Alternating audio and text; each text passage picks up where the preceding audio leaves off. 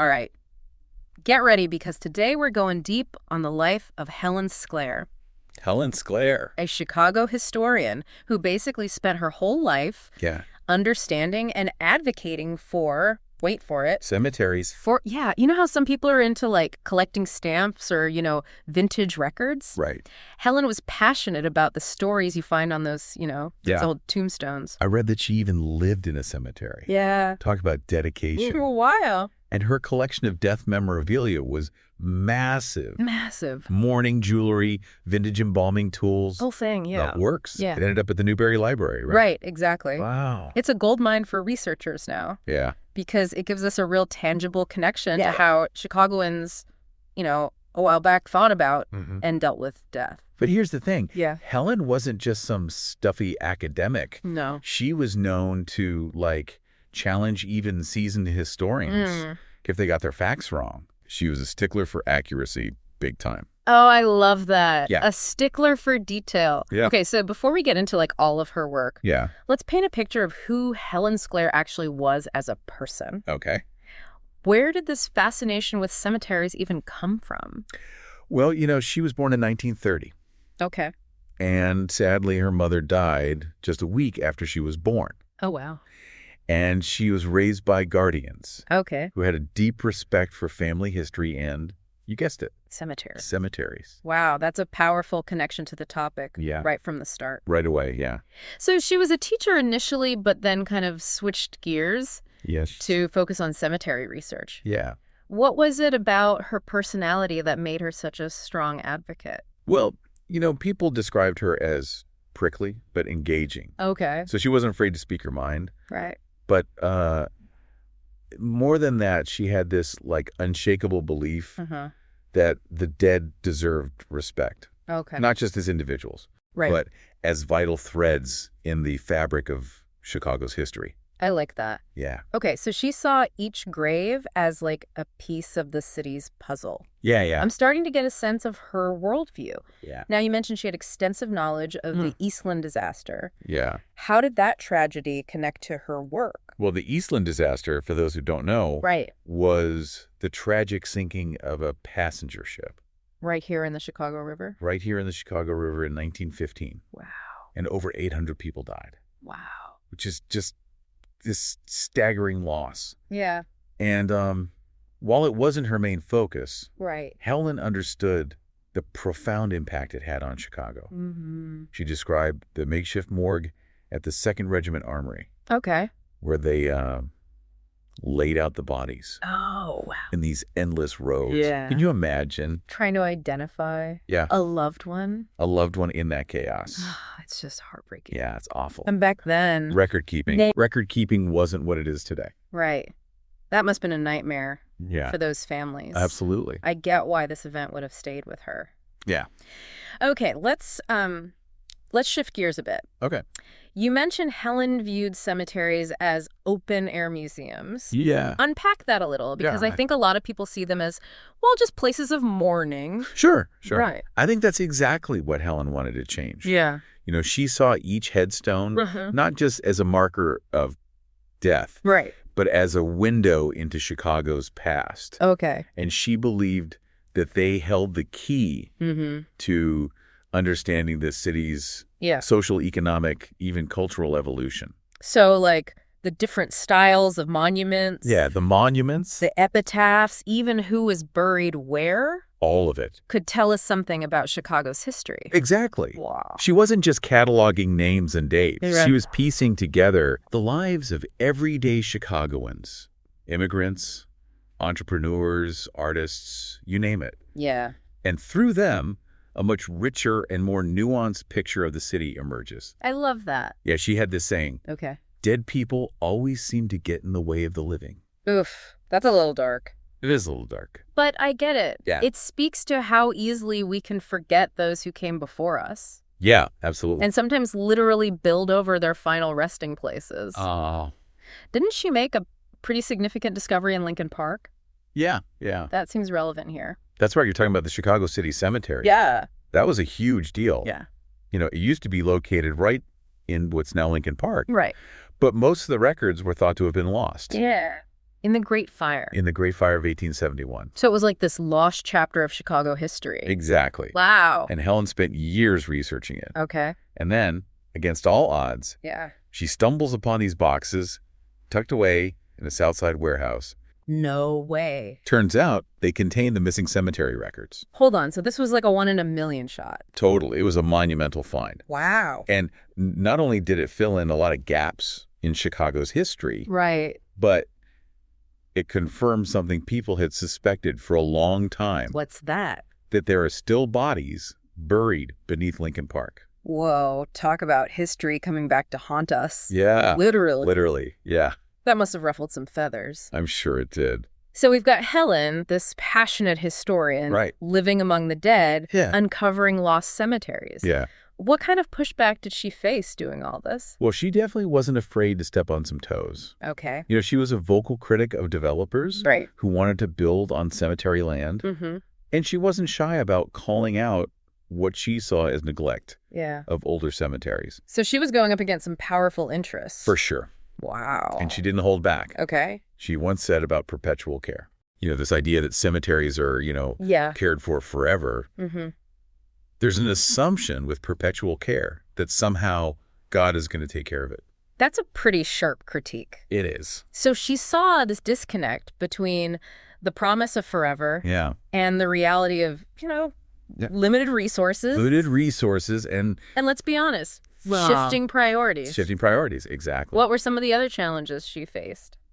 Well, aside from developers, she also had a pretty public conflict with the Chicago Genealogical Society. What? It was over her unpublished manuscript. Wait, so she was working on a book? She was. What happened there? Why didn't it get published? Well, that's where things get a little messy. Okay. The details are a bit murky. Right.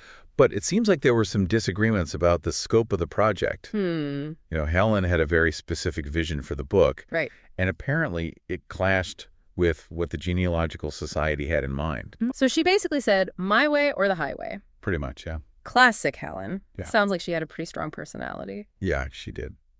But I'm curious, if she was so dedicated to sharing this knowledge, why pull the plug on the book altogether? That seems kind of counterintuitive. It might seem that way. Yeah. But I think it speaks to how deeply she cared about getting it right. Okay. She wasn't interested in compromising her vision. Right. Or putting out something that she didn't fully believe in. Okay, so she was a purist, a perfectionist, maybe? Maybe so. But this all begs the question, what happened to all that research? Yeah. All those years of work, did it just disappear when she passed? Well, actually, no.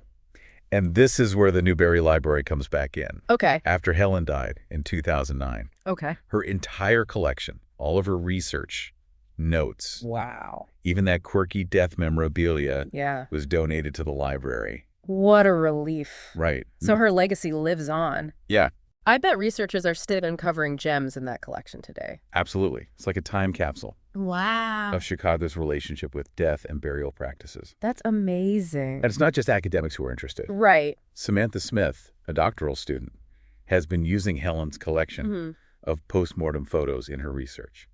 Postmortem photos. Okay, now I'm really intrigued. Yeah. So it sounds like Helen's influence stretches far beyond her own lifetime. For sure. She's like the patron saint of Chicago's forgotten cemeteries. Wow, I love that. Yeah. And speaking of her ethics, there's this great blog post by Graveyard Snoop. Graveyard Snoop, okay. Someone who actually took a class with Helen back in the day. Wow. And they talk about how she wasn't just obsessed with the facts. Right. She was deeply concerned about the residents of the cemeteries. I love that. I know, right? It humanizes them in a way we rarely do. It's not just about stones and dates. Right. It's about people. Exactly. And Graveyard Snoop said Helen's respect for those buried really left a mark on everyone who knew her. Right. It wasn't just research. It was about remembrance. And, dare I say, love for these forgotten stories. Okay, so we've established that Helen Sclair was a force to be reckoned with. For sure. But what's the takeaway for us, for like everyday Chicagoans? Yeah. Why should we care about her work or cemeteries in general? That's the million-dollar question, isn't it? It is. I think Helen's life shows us that history isn't just some dusty textbook subject. Right. It's alive. It's under our feet. Right. It's in our neighborhoods. Yeah. And it's full of surprises. You know, she encourages us to be curious, to challenge the narratives we're told, right, and to connect with our past in a more personal way. And she proves that you don't need a fancy degree to make a difference. No, you don't. Just passion. Passion and a healthy dose of stubbornness. A healthy dose of stubbornness. Can go a long way. It can. That's pretty inspiring, actually. It is. Yeah. Helen was a champion of inclusivity. Mm-hmm. You know, she believed that everyone's story deserves to be told. Yeah. And that history belongs to all of us. So it's not just about those who are buried, it's about us. The living. The living, yeah. Understanding our connection to this city. To this city. And to each other. And to each other, yeah. Oh, very cool. It is. But there's a whole lot more to uncover about Helen's work. There is. And I, for one, am eager to dive deeper. So stay tuned. Because we're just getting started. And, you know, she wasn't just focused on, like, the big names or, you know, wealthy families. Yeah. Helen was fascinated by the stories of everyday people. Yeah. She, like, meticulously documented all the ethnic and religious traditions you find in Chicago cemeteries. Oh, wow. From the ornate mausoleums of the German brewers to the simple headstones of the Bohemian National Cemetery. It's like she was piecing together this massive cultural mosaic. Right. Exactly. Showing how all these different groups contributed to the city we know today. Yeah. And her methods were pretty remarkable. Okay. There's this story about how she would interview cab drivers. Cab drivers? Waiters. What? Even like the attendants pushing wheelchairs at the cemeteries. Oh, wow. All to track down these far-flung burial sites. Wow. And learn about different cultural practices. Wait, she was getting history lessons from cab drivers? Pretty much. That's amazing. She really went above and beyond to get the full story. Yeah. She was a master at weaving together those personal stories with the broader historical context. And I think that's what makes her work so compelling. Yeah. It's not just dates and names. Right. It's about real people. Right. And their lives. And their deaths. Yeah. Which, let's be honest, is something we often try to avoid talking about. Yeah, we do. It makes me think of that inscription on her own headstone. What's that? Advocate for the dead. Oh, yeah. That's pretty powerful. It is. It really is. And her advocacy went beyond just research and documentation. Right. Remember, she was a vocal critic of developers who wanted to build on cemetery land. Mm-hmm. She understood the importance of protecting these spaces, yeah, not just for the dead, but for the living as well. Exactly. Because those spaces tell us something about ourselves, right, about our history, about how we value those who came before us. For sure. It's not just about preserving the past. Yeah. It's about understanding our present, right? Exactly. Wow. And she wasn't afraid to take on some powerful interests to defend that belief. Right. It reminds me of something else she said about perpetual care. Okay. Remember that quote we talked about earlier? Yeah. She really believed that it was our responsibility to care for these spaces. Okay. Not just leave it to some vague notion of forever. It's easy to make promises, but actually following through is a different story. So she wasn't just an academic, she was an activist too. Oh, definitely. Wow. Yeah, she was a force to be reckoned with. That's for sure. And it's even more remarkable when you consider that she didn't have formal training in history or genealogy. I know, right? She was self-taught. Totally. Driven purely by passion and that deep respect for the past. It's really inspiring. It is, honestly. It shows you don't need a fancy degree to make a difference. Just a willingness to learn and the guts to speak up for what you believe in. Absolutely. And she had a great sense of humor about it all, too. Oh, she did. There's this anecdote where she's talking about how frustrating it was to see, like, inaccuracies in historical accounts. And she just throws up her hands and says, "It drives me nuts." Oh, no. That's why I guess I'll have to write a book. I love that. I love that. It's like, fine, if no one else is going to get it right, if no one's going to, I'll do it myself. I'll do it myself. Which brings us back to that unpublished manuscript. We touched on her conflict with the Chicago Genealogical Society. Yeah. But I'm still curious, what was her vision for that book? What made it so different? Well, from what I've gathered, she wanted to create something truly comprehensive and accessible. Yeah, okay. Not just dry genealogical data. Right. But a book that delved into, you know, the human stories behind those names and dates. Okay. She wanted to explore, like, the cultural traditions, the symbolism, the art and architecture of Chicago cemeteries. So like a love letter to these forgotten spaces. Exactly. Wow. And I think she saw it as a way to connect people to their own history, to show them that these places are more than just graveyards. Right. They're repositories of our collective memory. Right. Filled with lessons and insights that can enrich our lives today. It's a shame it never saw the light of day.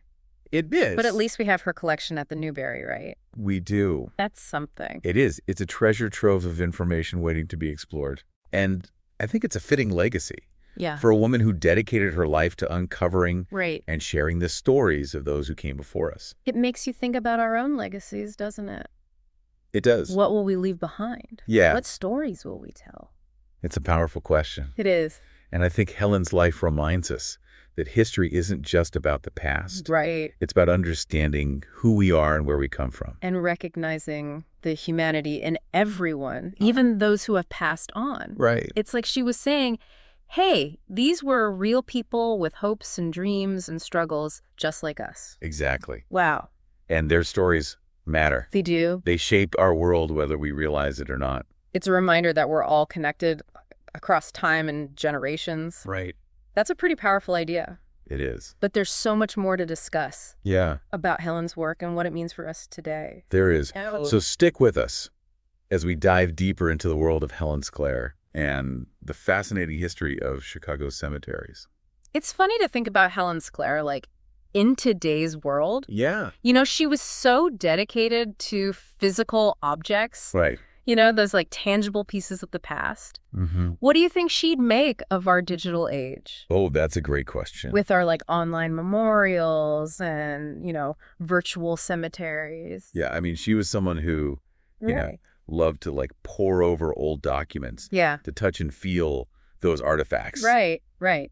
But I think her core principles, you know, that dedication to accuracy, the respect for the dead, right. that belief in inclusivity, those are timeless. Yeah. They absolutely apply in the digital realm. Yeah. I can see her now, like, meticulously fact-checking online obituaries. Totally. Or calling out misleading information. Oh, for sure. On those Find a Grave websites. And, 100%. you know, she'd have strong opinions about the ethics of digital memorials. Absolutely. How we curate those online spaces. The permanence or lack thereof of digital information. Right. Those are all issues she would have grappled with. Yeah, for sure. I can almost picture her giving a lecture on the importance of archiving digital cemeteries. Yeah. Making sure those records aren't lost. Right. You know, as technology evolves. Maybe she'd even have started collecting digital death memorabilia. Oh, totally. Like virtual mourning jewelry. Right. Screenshots of online tributes. Yeah. Who knows? Who knows? But you're right. The digital world is just another layer of this vast historical tapestry that she was so passionate about. It's a testament to her work that it sparks these kinds of conversations. Yeah. It really is. Even in a realm she couldn't have imagined. I know. Okay, so as we wrap up our deep dive into the life and legacy of Helen Sclair, what's the one thing you really hope our listeners take away from all this? You know, I think Helen's story reminds us that history isn't just about the past. Right. It's about understanding ourselves, our place in the world. Yeah. It's about recognizing that spark of humanity in everyone, even those who are long gone. And that we all have a role to play in preserving that history. We do. Whether it's through researching our family trees, advocating for the protection of historical sites, or simply sharing those stories with others. Absolutely. We can all be a little bit like Helen in our own way. Exactly. And don't underestimate the power of curiosity. Right. Helen's insatiable curiosity led her to those incredible discoveries, challenged the accepted narratives. Right. We could all benefit from cultivating that same spirit of inquiry. It's especially relevant today, wouldn't you say? Oh, absolutely. When we're bombarded with information. Yeah. But it's not always accurate. Right. Or presented with the nuance Helen would have insisted upon. For sure. She reminds us to be critical thinkers, to question what we read. Yeah. To seek out multiple perspectives. To remember, as she did, that behind every name on a headstone is a life worth knowing. Exactly. Her dedication to uncovering those lives, to making sure they weren't forgotten. Yeah. That's a legacy that will continue to inspire. It will. I think. It certainly does. And it's a reminder that one person's passion can make a real difference, not just in their lifetime, but for generations to come. So if you're interested in learning more about Helen Sclair and her work, I encourage you to visit the Newberry Library. Yes. Here in Chicago. It's a great place. Her collection is a treasure trove for anyone interested in Chicago history, genealogy, death and burial practices. You name it. It is. Who knows? Yeah. You might even be inspired to become a cemetery advocate yourself. That's right. That's it for our deep dive today. All right. Until next time. Yeah. Keep exploring. Keep exploring. Keep questioning. Keep questioning. And keep those stories alive. Absolutely.